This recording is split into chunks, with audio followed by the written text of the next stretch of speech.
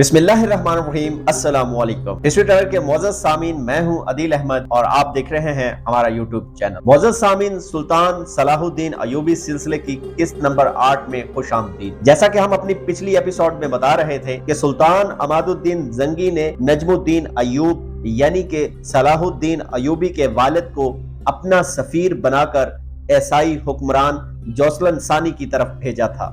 نجم الدین ایوب نے واپس آ کر سارا ماجرا سلطان کی خدمت میں پیش کر دیا۔ سلطان عماد الدین زنگی نے جوسلن ثانی کے اس طرز عمل کے جواب میں ایک لفظ بھی نہیں کہا۔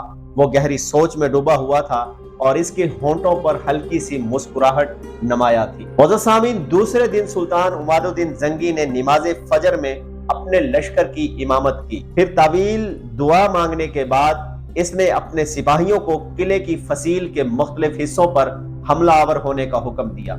منجنیکوں سے 28 دن تک مسلسل سنگ باری کی گئی، یہاں تک کہ سامنے کی فصیل میں بڑے بڑے شگاف پڑ گئے اور مسلمان سپاہی قلعے میں داخل ہو گئے۔ بعض مورخین کا خیال ہے کہ سلطان عماد الدین زنگی نے بارودی سرنگیں بچھا کر قلعے کی فصیل اڑا دی۔ ہمارا خیال ہے کہ 1144 میں بارود ایجاد نہیں ہوا تھا۔ یہ عیسائی مورخین کا جھوٹ اور بہتان ہے۔ وہ بارودی سرنگوں کا ذکر کر کے یہ ثابت کرنا چاہتے ہیں کہ قلعہ شکنی میں سلطان عماد الدین زنگی کی جانبازی اور جنگی حکمت عملی کا کوئی دخل نہیں تھا، بس یہ بارودی سرنگوں کا کمال تھا۔ جوسلن ثانی کے مضبوط قلعے کی فصیلیں زمین پوش ہو گئی اور اسلامی لشکر اندر داخل ہو گیا۔ آج سے 50 سال پہلے شاہ یروشلم گارڈ فرے نے بیت المقدس کی فتح کے وقت جس بے رحمی کے ساتھ مسلمانوں کا خون بہایا تھا، اہل ایمان وحشت و درندگی کے اس منظر کو ابھی تک بھولے نہیں تھے اور ان کے سینے آتش انتقام سے دہک رہے تھے۔ یہی وجہ تھی کہ مسلمان عماد الدین زنگی کے سپاہی قلعہ اڈیسہ کی اینٹ سے اینٹ بجا دینا چاہتے تھے۔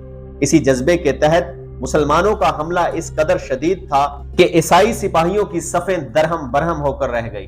خود سلطان عماد الدین زنگی کے جوش کا یہ عالم تھا کہ اپنے محافظ سپاہیوں کو پیچھے چھوڑ کر اکیلا دشمن کی صفوں میں گھس جاتا تھا۔ جنگ اڈیسہ میں بھی ایسا کئی بار ہوا۔ نجم الدین ایوب اور اسد الدین شیر کوہ سلطان کے دوش بادوش لڑ رہے تھے۔ دونوں بھائیوں نے کئی مرتبہ سلطان کو سمجھانے کی کوشش کی، آپ خود کو ہلاکت میں نہ ڈالیں، کسی فرما روا کے لیے یہ طریقہ جنگ مناسب نہیں ہے۔ سلطان عماد الدین زنگی اپنے سپہ سالاروں کو سخت لہجے میں جواب دیتا، ہلاکت و عافیت صرف اللہ کے اختیار میں ہے، قبر کی رات تو قبر ہی میں کٹے گی۔ پھر چند گھنٹوں بعد عیسائی فوجیں پسپا ہونے لگی۔ مسلمان سپاہی قلعے کی بلند دیواروں کو انسانی خون میں ڈبونا چاہتے تھے، مگر سلطان عماد الدین زنگی نے ایک سخت فرمان کے ذریعے اپنے فوجیوں کو عیسائیوں کے قتل سے روکا۔ عام شہریوں کے ساتھ ہتھیار ڈال دینے والے سپاہیوں کو بھی امان بخشی گئی۔ پھر جب یہ طوفان بلاخیز تھم گیا تو سلطان عماد الدین زنگی نے تمام قیدیوں کو رہا کر دیا اور عیسائیوں کے گھروں سے لوٹا ہوا مال بھی انہیں واپس کر دیا۔ اڈیسہ کا حکمران جوسلن ثانی کسی خفیہ راستے سے فرار ہو گیا تھا۔ اڈیسہ کی شکست کی خبر سن کر پوری عیسائی دنیا میں صف ماتم بچ گیا۔ یروشلم کے ایک پادری شامعون نے اپنا گریبان چاک کر دیا اور سر کے بال نوچ ڈالے۔ بہت دیر تک سینہ کوبی کرتا رہا، پھر گریہ و زاری کرتے ہوئے آسمان کی طرف دیکھ کر بولا، یسوع مسیح، تم اپنے نام لیواؤں کی مدد کو نہیں آئے، یہاں تک کہ عیسائی کثر اقتدار کا پہلا اہم ستون گر گیا۔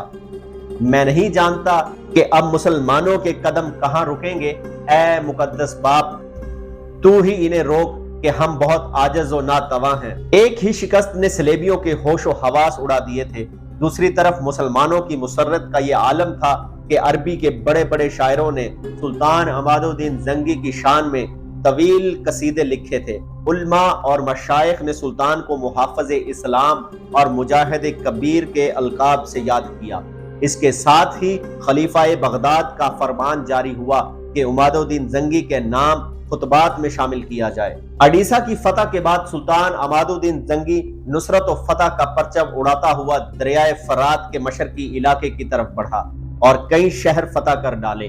ان میں سیروج کا مشہور قلعہ بھی شامل تھا۔ وہ 541 ہجری کی ایک سیاہ رات تھی جب سلطان عماد الدین زنگی نے قلعہ جابر کا محاصرہ کر لیا تھا اور وہ اپنے خیمے میں گہری نیند سویا ہوا تھا۔ پہرے پر ایک مسلح غلام کھڑا تھا۔ جب آدھی رات سے زیادہ بیت گئی اور ہر طرف سناٹا پھیل گیا تو وہ غلام دبے قدموں اپنے آقا کے خیمے میں داخل ہوا اور سلطان کے سرہانے جا کر کھڑا ہو گیا۔ شمع کی مدھم روشنی میں غلام کی نظریں سلطان کے چہرے پر مرکوز تھی۔ پھر جب اسے پورا اطمینان ہو گیا کہ سلطان پر گہری نیند کا غلبہ طاری ہے تو اس نے آہستہ سے تلوار نکالی اور پے در پے سلطان پر کئی وار کیے۔ 65 سالہ سلطان نے سنبھلنے کی بہت کوشش کی مگر خون اس قدر زیادہ بہہ چکا تھا کہ تھوڑی ہی دیر میں عماد الدین زنگی کی موت واقع ہو گئی۔ قاتل غلام رات کے اندھیرے میں فرار ہو گیا۔ لوگوں کا خیال ہے کہ قلعہ جابر کے حاکم نے زر کثیر دے کر سلطان کے غلام کو خرید لیا تھا، لیکن حقیقت یہ ہے کہ عماد الدین زنگی کا وہ غلام اپنے عقیدے کے اعتبار سے باطنی تھا اور حسن بن صباح کا پیروکار تھا۔ اگرچہ شیطان حسن بن صباح کو مرے ہوئے کافی عرصہ گزر چکا تھا مگر اس کے فدائین دنیا بھر میں پھیلے ہوئے تھے اور وہ مسلمانوں کی صفوں میں شامل ہو کر اسلام کو شدید نقصان پہنچا رہے تھے۔ معزز سامعین، اگر آج کی یہ ویڈیو آپ کو اچھی لگی ہو تو ہمارے چینل کو سبسکرائب کر کے ویڈیو کو لائک اور شیئر کر دیں۔ بیل آئیکن کا بٹن ضرور دبائیں تاکہ آنے والی ہر نئی ویڈیو کا نوٹیفیکیشن آپ کو مل سکے۔ ملتے ہیں انشاءاللہ اپنی نیکسٹ ایپیسوڈ میں۔ مجھے دیجیے اجازت۔ اللہ حافظ۔